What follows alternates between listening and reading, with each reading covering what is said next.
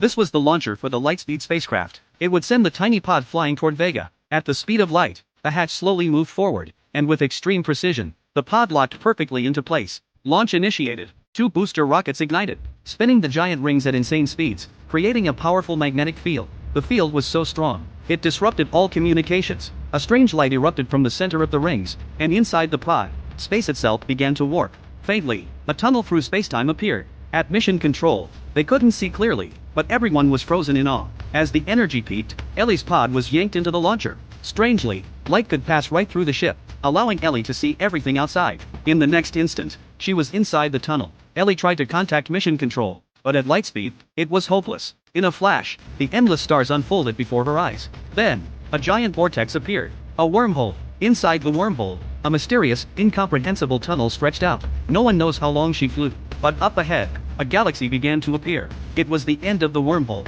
The pod was enveloped in a soft blue glow, and gently came to a stop. Ahead, a brilliant star shone in the void. But before she could get a closer look, another flash of blinding light. Ellie realized she had emerged into another launcher. The first stop was just a relay. This was the true entrance. Her pod plunged into another wormhole, this time even faster. She felt her very soul being stretched out. Time lost all meaning. Finally, the ship stabilized again. In front of her, a breathtaking sight. Were stars blazing in the sky. Below, the surface of a planet glittered with lights, proof of civilization. Suddenly, space twisted violently again. She was pulled into yet another wormhole. This time, the shaking was brutal. Her seat nearly ripped apart. But somehow, the pod stabilized, and before her eyes, a stunning cosmic landscape, like a heavenly paradise. The intense journey overwhelmed her senses. Ellie slowly blacked out. When she awoke, she found herself lying on a beautiful beach. Above her, vivid, dazzling nebulae, so close yet unreachable. As she struggled to understand, a blurry figure approached. Ellie tensed up, adjusting her gear, but when the figure came closer, she was stunned. It was her father, who had passed away years ago. The aliens, it turned out, had read her memories, choosing a familiar form to communicate. Even this speech was from her happiest memories. The alien, through her father's image, explained. Over billions of years, countless civilizations had reached out to them. Those relay stations were proof. The Lightspeed ship?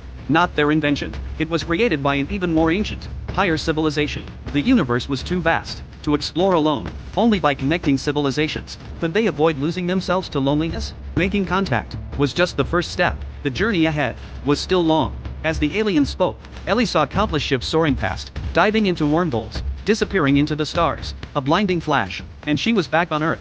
The pod splashed into the ocean. Communications restored. Ellie immediately asked, "How long have I been gone?" Mission Control answered, "You never left." They replayed the launch footage. The ship pierced through the launcher and dropped straight down. The whole thing took less than a second. But Ellie knew she had traveled for 18 hours.